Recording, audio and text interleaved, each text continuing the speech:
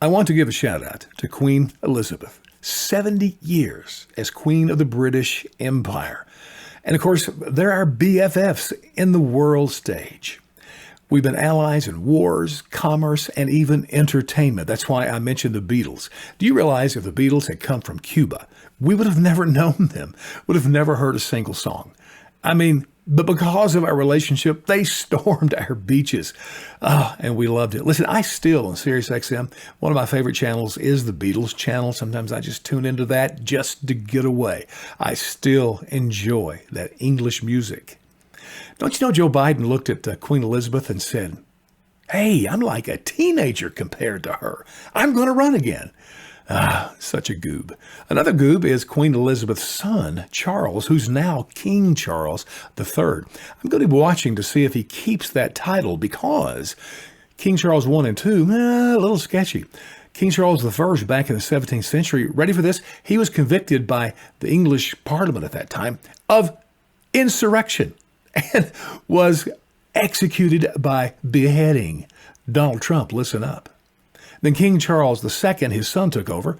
He was like Hunter Biden. He was a total party and freaking stay drunk all the time. He had babies all over the place with mistresses all over the place. And when he died, there wasn't a single child that was a legitimate heir. So he had to turn the throne over to his brother, James. So will Charles want to keep that name? I'm not sure. Let me tell you something really remarkable about Queen Elizabeth.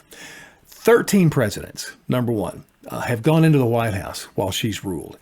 Only LBJ never met her. She had meals and spent time with all the others. Some pretty cool stories. Jimmy Carter, he made a fool of himself when he and Rosalind went to Buckingham Palace. And when they were greeting her, he went in to kiss her. Rejected. And she was pretty offended by that, they say. Over the states, she danced with Gerald Ford. She rode horses with Ronald Reagan. We understand they were pretty good friends. She went to a baseball game with George Bush the senior, went to the Kentucky Derby with George Bush the son. So a lot of cool things that went on there. But here's the remarkable thing. You know, my whole life, when I go to the supermarket, I see the magazines on the newsstands. And there is such a fascination from the American people with the royals.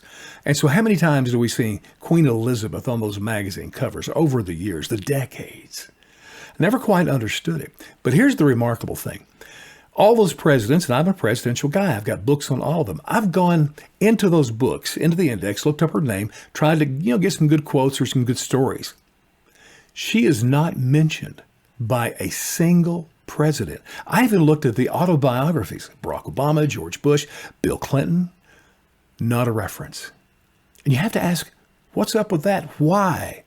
And here's what's remarkable about her. Here's what's special about her, I believe. She didn't give a crap about politics. She was the ruling Queen of the British Empire, did not give a hoot about the politics of England or the politics here. And honestly, if you're a president, you're up to your eyeballs in politics. Way to go. We'll miss you, Queen Elizabeth.